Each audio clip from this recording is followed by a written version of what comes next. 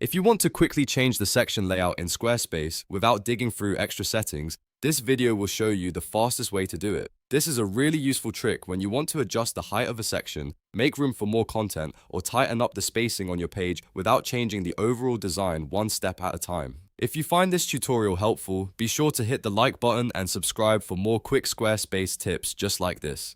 Now let's jump right in. First, open Squarespace and go to your website panel. This is where all of your pages and site content are managed, so it's the starting point for making any layout changes. Once you're inside the website area, click on Pages and then choose the page that you want to edit. You can select any page where you want to adjust a section layout, whether it's your home page, about page, services page, or any other page on your site.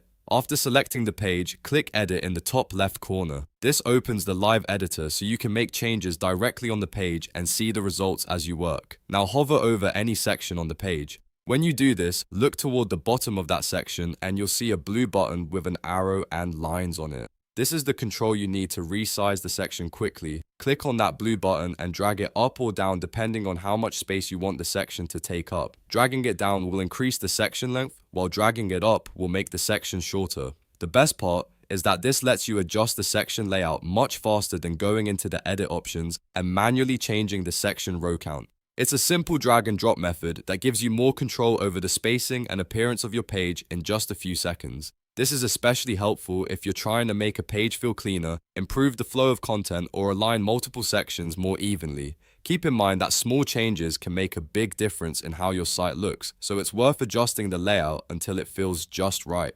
Once you're happy with the new section size, make sure to save your changes. That's really all there is to it.